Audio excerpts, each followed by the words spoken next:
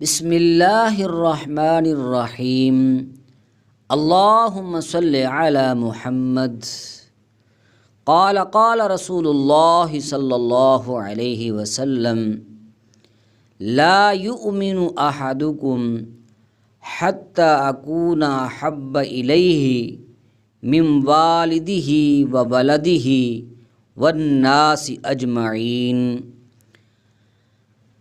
رسول اللہ صلی اللہ علیہ وسلم کا مبارک ارشاد ہے، تم میں سے کوئی شخص مومن نہیں ہو سکتا جب تک کہ اس کو اپنے ماں باپ، اپنی اولاد اور سب لوگوں سے زیادہ میری محبت نہ ہو۔ اس حدیث پاک کا مطلب اور مفہوم یہ ہے، ایک مسلمان پورا مومن تب ہی ہو سکتا ہے کہ دنیا کے تمام دوسرے آدمیوں سے، حتیٰ کہ اپنے ماں باپ اور اپنی اولاد سے بھی زیادہ اس کو رسول اللہ صلی اللہ علیہ وسلم کی محبت ہو۔ یعنی تمام ماں سوا سے زیادہ اللہ اور رسول کی محبت اور اسلام کی محبت حلاوت ایمانی حاصل کرنے کی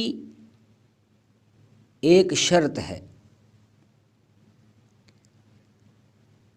رسول اللہ صلی اللہ علیہ وسلم اور اللہ جل جلالہ اور اسلام کی محبت میں، تینوں محبتوں میں، اللہ اور اس کے رسول صلی اللہ علیہ وسلم اور اسلام کی محبت میں باہم ایسا تعلق ہے کہ ایک دوسرے سے الگ ہو کر ہرگز نہیں پائی جا سکتی۔ اللہ تعالیٰ سے اور اسلام سے صحیح محبت بغیر رسول اللہ صلی اللہ علیہ وسلم کی محبت کے ناممکن ہے، اور اسی طرح اللہ کی اور اسلام کی محبت کے بغیر رسول اللہ صلی اللہ علیہ وسلم کی محبت کو تصور نہیں کیا جا سکتا، کیونکہ اللہ کے رسول سے جو محبت بحیثیت رسول کے ہوگی وہ در حقیقت اللہ ہی کی محبت کی وجہ سے اور اللہ ہی کے تعلق سے ہوگی،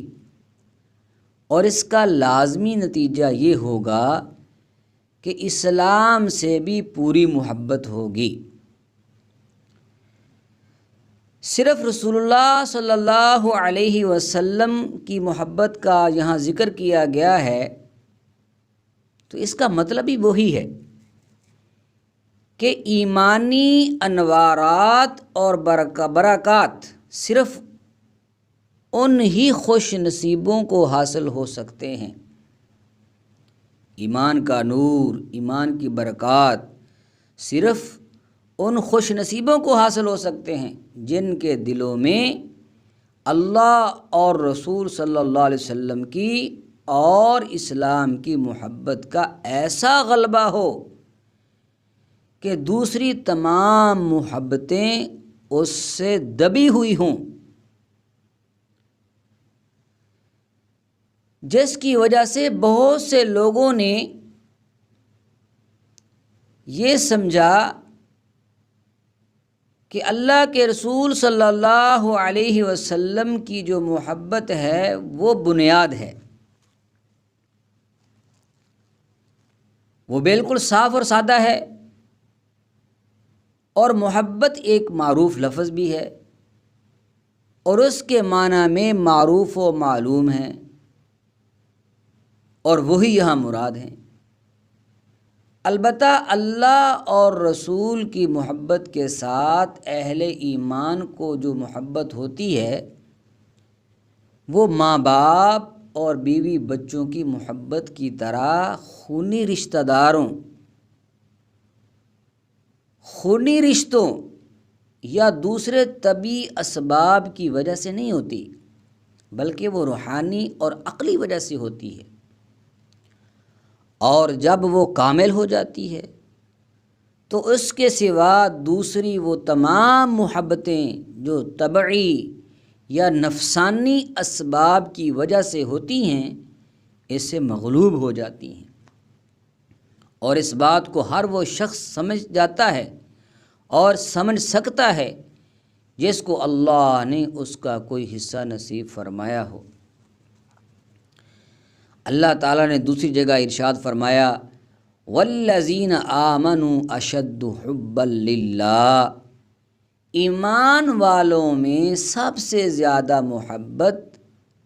اللہ سے ہوتی ہے۔ ایمان والوں کو، ایمان لانے والوں کو سب سے زیادہ محبت اللہ سے ہوتی ہے۔ پس قرآن پاک کی اس آیت سے بھی یہی پتہ چلتا ہے کہ ایمان والوں کو اپنی تمام قابل محبت چیزوں سے زیادہ محبت اللہ سے ہونی چاہیے، اللہ کے رسول سے ہونی چاہیے اور اس کے دین سے محبت ہونی چاہیے۔ اس کے بغیر اللہ کی رضا اور اس کی خاص ہدایت حاصل نہیں ہو سکتی اور ایمان بھی کامل نہیں ہو سکتا۔ کھلی بات ہے کہ جس کو یہ دولت نصیب ہو جائے اس کے لیے ایمان کے سارے تقاضوں کا پورا کرنا اور اللہ اور رسول کے احکام پر چلنا نہ صرف یہ کہ آسان ہو جاتا ہے بلکہ اس راہ میں جان عزیز تک دے دینے میں وہ ایک لذت محسوس کرے گا۔ اور اس کے برخلاف جس کے دل پر اللہ اور رسول کی محبت کا ایسا غلبہ نہیں ہوگا، اس کے لیے روز مرہ کے اسلامی فرائض کی ادائیگی اور عام ایمانی مطالبات کی تعمیل بھی سخت گراں اور بڑی کٹھن ہوگی، اور جتنا کچھ وہ کرے گا وہ بھی صرف اس حیثیت سے زیادہ نہیں ہوگا، بس قانونی پابندیوں کی سی ایک صورت ہوگی۔ بس اسی لیے فرمایا گیا کہ جب تک اللہ اور رسول کی محبت دوسری ساری چاہتوں اور محبتوں پر غالب نہ ہو جائے، ایمان کا اصل مقام نصیب نہیں ہو سکتا اور ایمان کی حلاوت حاصل نہیں ہو سکتی۔ اللہ سے دعا ہے کہ اللہ جل جلالہ ہم سب کو اپنی محبت نصیب فرمائیں، اپنے رسول صلی اللہ علیہ وسلم کی محبت نصیب فرمائیں، دین اسلام کے اصولوں کی محبت ہمارے دلوں میں اتارے۔ اس کے بغیر ایمان کا کامل ہونا بہت مشکل ہے اور ایمان کی حلاوت کا نصیب ہونا بہت مشکل ہے۔ اللہ سے دعا ہے اللہ جل جلالہ ان تمام باتوں پر عمل کرنے کی توفیق عطا فرمائے۔ آمین ثم آمین یا رب العالمین۔